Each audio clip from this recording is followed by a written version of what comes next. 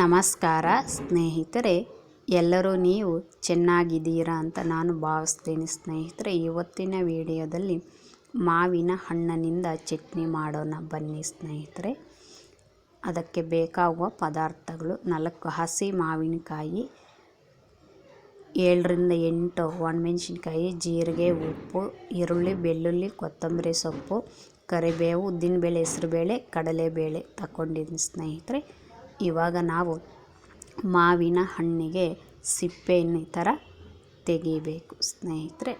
ಸಿಪ್ಪೆ ತೆಗೆದ ನಂತರ ಈ ಥರ ಅರ್ಧಕ್ಕೆ ಕಟ್ ಮಾಡಿಕೊಂಡು ಅದರಲ್ಲಿರುವಂತಹ ಬೀಜನ ತೆಗಿಬೇಕು ಸ್ನೇಹಿತರೆ. ನಂತರ ಮಾವಿನ ಹಣ್ಣನ್ನು ಈ ಥರ ಸಣ್ಣದಾಗಿ ತುರಿದುಕೋಬೇಕು ಸ್ಟವ್ ಮೇಲೆ ಬಾಣಲೆಯನ್ನು ಇಟ್ಕೊಂಡು ನಾವು ತಗೊಂಡಿರುವಂತಹ ಒಣಮೆಣಸಿನ್ಕಾಯಿಯನ್ನು ಸ್ಲೋ ಫ್ಲೇಮಲ್ಲಿ ಇಟ್ಕೊಂಡು ಸ್ಟವನ್ನು ಬೇಯಿಸ್ಕೋಬೇಕು ಸ್ನೇಹಿತರೆ.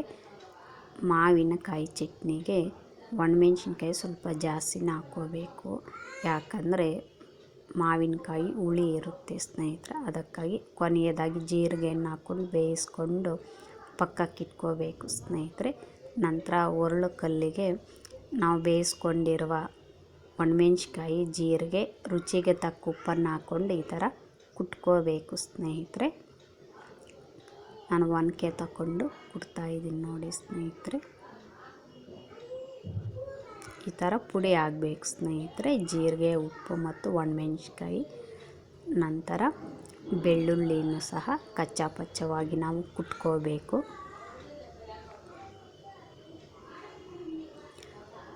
ಈರುಳ್ಳಿನ ಹಾಕ್ಕೊಂಡು ಅದೇ ಥರ ನಾವು ಕುಟ್ಕೋಬೇಕು ಸ್ನೇಹಿತರೆ. ನಂತರ ನಾವು ತುರಿದು ಇಟ್ಕೊಂಡಿರುವಂತಹ ಮಾವಿನಕಾಯಿ ತುರಿ ಹಾಕ್ಕೊಂಡು ಚೆನ್ನಾಗಿ ಕುಟ್ಕೋಬೇಕು ಸ್ನೇಹಿತರೆ ಚಟ್ನಿಯನ್ನು. ಈ ಥರ ಒರಳು ಕಲ್ಲು ಮಾಡೋದ್ರಿಂದ ರುಚಿನೂ ಚೆನ್ನಾಗಿರುತ್ತೆ ಸ್ನೇಹಿತರೆ. ಮಿಕ್ಸಿಗೆ ಹಾಕಿದರೆ ರುಚಿ ಅಷ್ಟು ಚೆನ್ನಾಗಿರಲ್ಲ. ನುಣ್ಣಗಾಗೋ ತನಕ ನಾವು ಚಟ್ನಿಯನ್ನು ಚೆನ್ನಾಗಿ ಕುಟ್ಕೋಬೇಕು ಸ್ನೇಹಿತರೆ.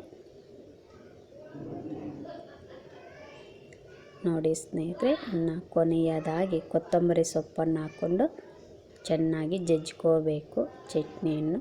ಒಂದು ಸಲ ಕೈಯಿಂದ ಕಳಿಸ್ಕೊಂಡು ಒಂದು ಪಾತ್ರೆಗೆ ತೆಗೆದಿಟ್ಕೊಂಡ್ರೆ ನಾವು ಮಾಡಿದಂಥ ಚಟ್ನಿ ರೆಡಿಯಾಗಿದೆ ಸ್ನೇಹಿತರೆ.